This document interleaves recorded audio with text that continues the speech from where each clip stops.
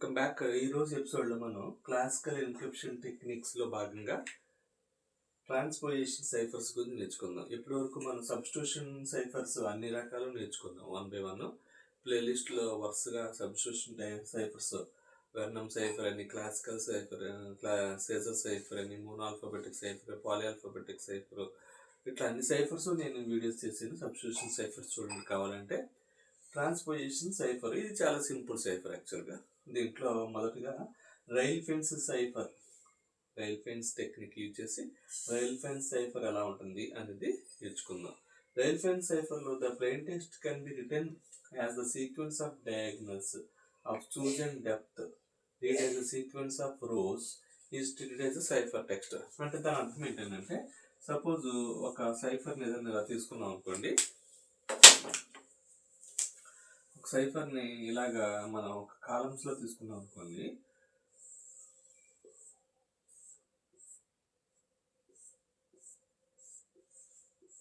ఇలా తీసుకున్నాం, దీన్ని డెప్త్ 2 అంటారు. అంటే 2 rows 2 columns ఉంటుంది, దీన్ని డెప్త్ 2 అంటారు.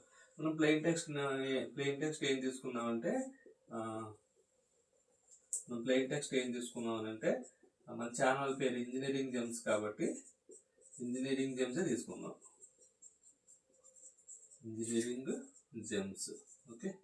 సో ఇది మన ఛానల్ పేరు. సబ్స్క్రైబ్ చేయండి, షేర్ చేయండి, లైక్ చేయండి మర్చిపోకుండా.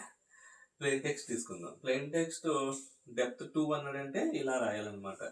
సో దీనికి ఈ ఇక్కడ రాయండి, ఎన్ ఇక్కడ రాయండి.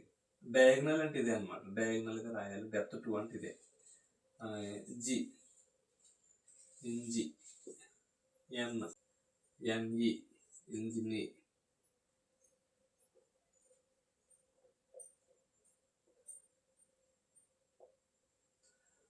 ENGINE,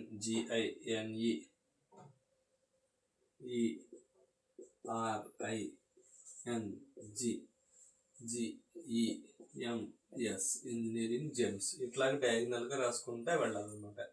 దీన్ని డెప్త్ 2 అంటారు. ఒక రోలో ఒకటి వస్తే, ఒక రోలో ఒకటి వస్తాయి. దీన్ని మనం ప్లెయిన్ టెక్స్ట్ని రాసాం కదా, సైఫర్ టెక్స్ట్ని రాసేటప్పుడు చదివేటప్పుడు ఎలా ఉంటుందంటే, ఫస్ట్ పైన చదివిస్తుంది. EGN ఏంటిది, engineering, EGNE, IGES, okay. Time EGNE, IGES. అలాగే next NI, ER, NG,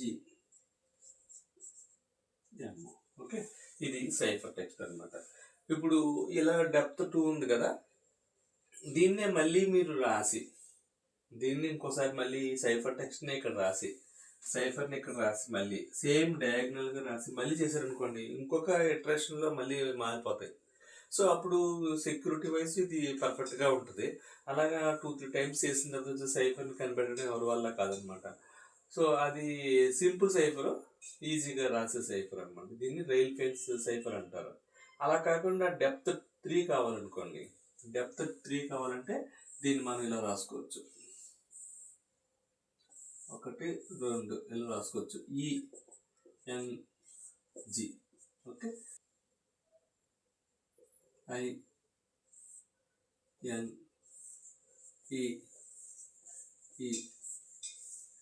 engineer, okay.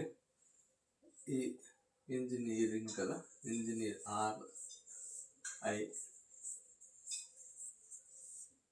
RING రాసి నెక్స్ట్ ఇది చెప్పేస్తాను.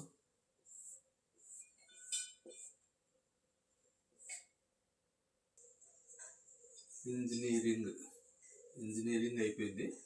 జెమ్స్ కదా, జి, ఎక్కడ జి వస్తుంది, ఈ, ఓకే.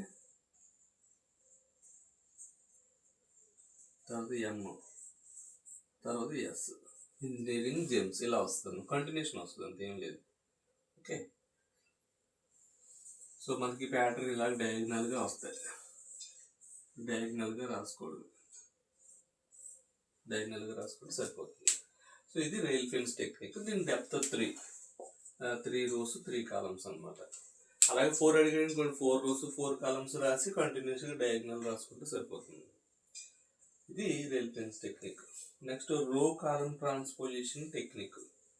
రో కాలమ్ ట్రాన్స్పోజిషన్ టెక్నిక్లో it is more complex if you choose multiple row column procedure. It is generally taken as a rectangle and filled with letters of plain text. Next, while writing the plain text row by row and while reading the column by column in the procedure. So here, దీన్ని మనం ఎలాగ అర్థం చేసుకోవచ్చు అంటే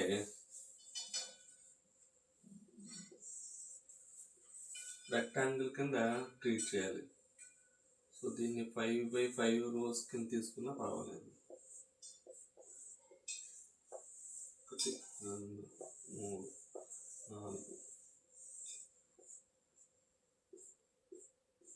5x5 rows కింద తీసుకున్నాం. ఇంతకుముందు అయితే 6 తీసుకున్నాం. 6 3 1 2 5 ఇలా తీసుకున్నాం. ఓకే, ఇలాగా మొత్తం 6, ఇదేమో 5 1 2 3 4 5 6/5 30 తీసుకుందాం. Okay, suppose today is best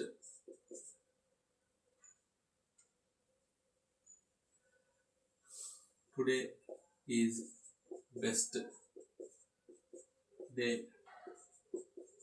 for all of them ఇలా రాసింది. దీన్ని ఇప్పుడు WXYZ ఏదో ఒక లెటర్స్తో ఫిల్ చేసేసాను. ఇలా ఫిల్ చేసేసిన తర్వాత దీన్ని రోస్ వైజ్ కాలమ్స్ వైజ్ రాసేసాను. అంటే అడ్డంగా నిలువుగా రాసేసాను. దీన్ని రాసిన ఇలా it is more complex if you choose the multiple row column procedure. అంటే మళ్ళీ రోస్ కాలమ్స్ కింద పెద్దదిగా రాసుకుంటే వెళ్తే చాలా కష్టమైపోతుంది అని చెప్తున్నాడు. అది రెక్టాంగిల్ కింద ఉండాలి అంటున్నాడు. రెక్టాంగిల్ కింద ఉంది. అలాగే ఫిల్ చేసేటప్పుడు లెటర్స్ కొన్ని లెటర్స్తో ఫిల్ చేయాలన్నాడు. ఫిల్ చేసాము. అది చదువుతున్నప్పుడు by writing the plain text రో బై రో అన్నాడు. రో బై రో ప్లెయిన్ టెక్స్ట్ రాసేసాను. ఇలా రో అంటే ఇలా అడ్డంగా రాసింది, రో కింద రాసేసాను. చదువుతున్నప్పుడు మాత్రం నిలువుగా చదవాలి అంటాడు. నిలువుగా చదువుకుంటున్నప్పుడు ఇది కీవర్డ్ ప్రయారిటీ ఏమి ఇచ్చామనంటే ఇక్కడ 63125 అనేది కీవర్డ్ ప్రయారిటీ ఇచ్చాం. అంటే కీవర్డ్ ఇక్కడ ఇది 63125, ఇదంతా ఏంటంటే ప్లెయిన్ టెక్స్ట్ అవుతుంది అనమాట. ఈ ప్లెయిన్ టెక్స్ట్ని మనం ఎలా రాయాలంటే ఫస్ట్ 1 రాయాలి. 1 రాస్తే ఏమవుతుంది అంటే DEFOW. సైఫర్ టెక్స్ట్ ఏమవుతుంది DEFOW ఫస్ట్ రాసేయాలి. అలాగే సెకండ్ది ఏంటి అంటే ASOFX. ఓకే, ASOFX 2 అయిపోయింది. మూడోది OBYCM ఇది మూడోది. నాలుగోది ఇక్కడ ఉంది. 4 IDA HZ నాలుగోది అయిపోయింది. ఐదోది YTR TY. ఓకే, ఆరోది TSALE.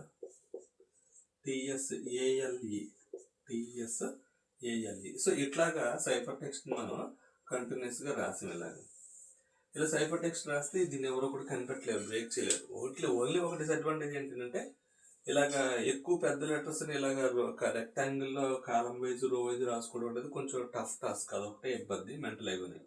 అదర్వైజ్ ఇది కూడా మంచి ఇదే సైఫర్ మళ్ళీ ఇందులో పెట్టి మళ్ళీ రోస్ వైజ్ కాలం వైజ్ మళ్ళీ చేశారు ఇంకో సైఫర్ వస్తుంది. అప్పుడు ఇంకా స్ట్రాంగ్గా ఉంటుంది యాక్చువల్గా అయితే. సో ఇది subscription cipher and transposition cipher.